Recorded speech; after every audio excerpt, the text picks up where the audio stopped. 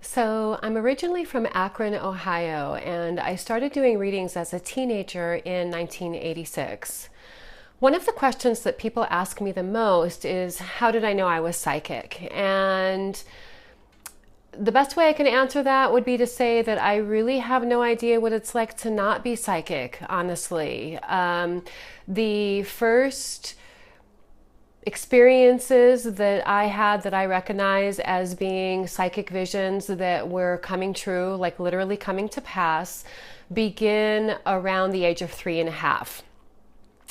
And as a child, I grew up at first thinking that everybody was like this, that everybody was seeing and sensing and perceiving things going on in our environment in the same way that I perceived things. And so it wasn't really until I started going to school, I think, and making new friends and talking with people that I began to realize that perhaps I was seeing things differently than my peers.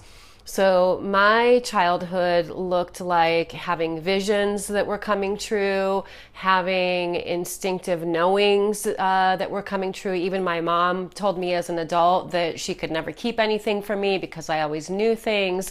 I would have dreams that came true, and I thought everybody had that.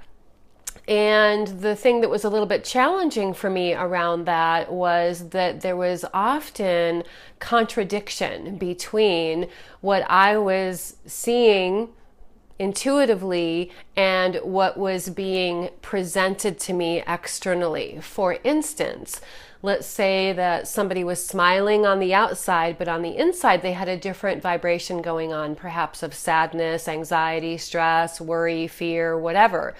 It would be the inward state of being that I would see. And so to me, that translated into feeling like I was living in a world where people were constantly being inauthentic, constantly, almost blatantly lying about the truth of where they were on the inside. In fact, I grew to term this way of seeing that I had as being called seeing the truth of people before I had the terminology that I have now, because that's what it felt like to me. And because of this contrast that I experienced between what was outwardly being presented and what I was perceiving as far as like the inner depth, it definitely created a sense of confusion for me. I couldn't understand why I was living in a world where people were being so inauthentic when it was so obvious and apparent that they were. And so this confusion cultivated an inquisitiveness in me. At the same time, by now I'm, thinking around the age of when I was going to kindergarten, first few years of school. I had, fortunately, family members that introduced me to things having to do with basic spirituality and even some esoteric practices, which I latched on to right away because it really resonated with my instinctive longing that I had to connect with the spiritual dimensions of life. This is even before I knew anything about like religion and things of that nature.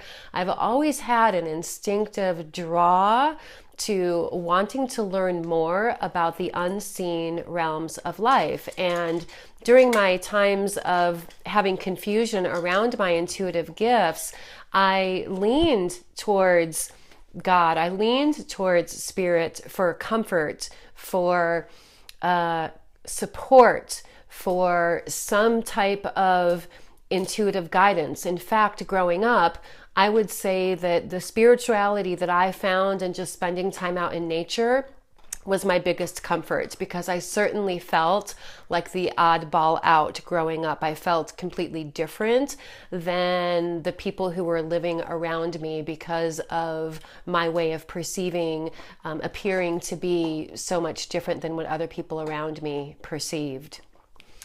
And so, how did I start doing psychic readings? In my life, I really just wanted to grow up and be a dancer, which I am. I have been a professional Middle Eastern dance artist for 20 years now, and I teach Middle Eastern dance and Bollywood dance, and I also teach yoga. I've been a yoga practitioner for like 25 years now.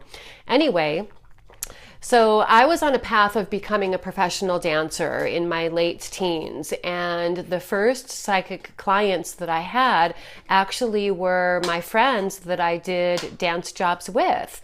They, I think, just recognized in me the accuracy of my own perceptions, my intuition, and started coming to me for insight, guidance, advice, things of that nature.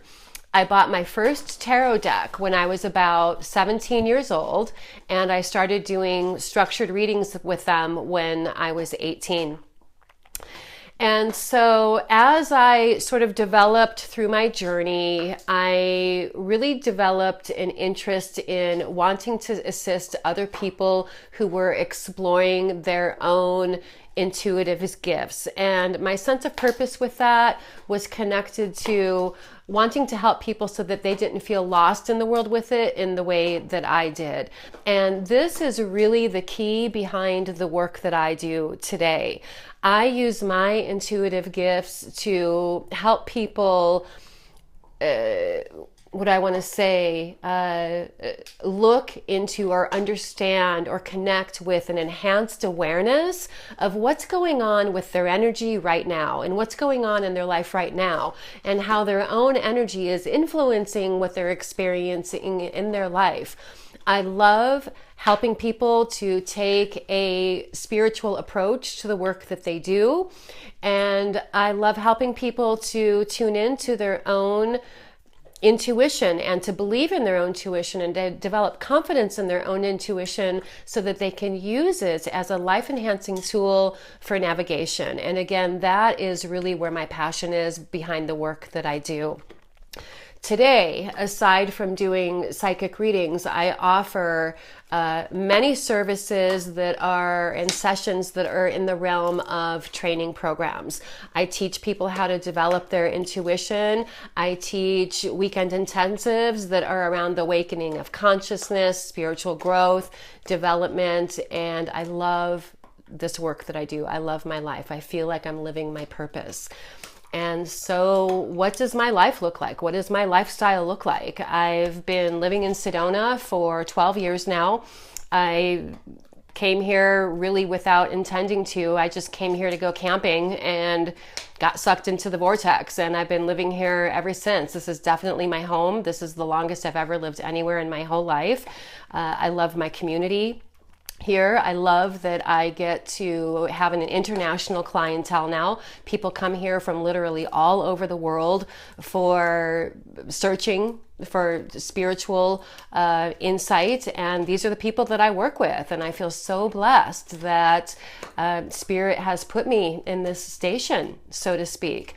My lifestyle is pretty quiet. I spend a lot of my time working because I love the work that I do, and I require a lot of downtime because I'm so interactive with people and I'm so tuning in with people on deep energetic levels that I really like to have time in my life by myself to rejuvenate. I spend a lot of time out on the land here. I actually work as a guide. I take people out on the land for yoga, hiking adventures. I love hiking with my dog when I'm not working. That's probably my favorite pastime besides reading and dancing.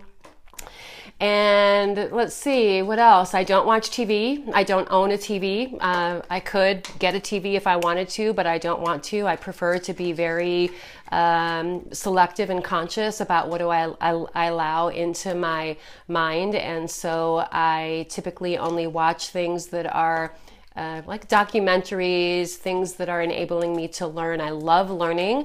I love traveling. I love traveling to other cultures and learning about the spirituality of other cultures.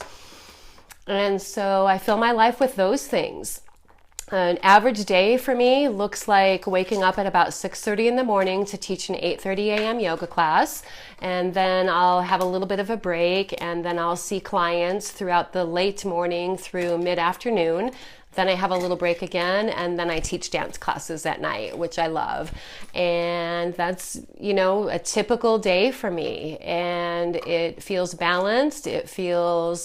I'm very content in my life, and again, I feel very blessed to be doing the work that I do and helping people to awaken in their consciousness. That is definitely my path.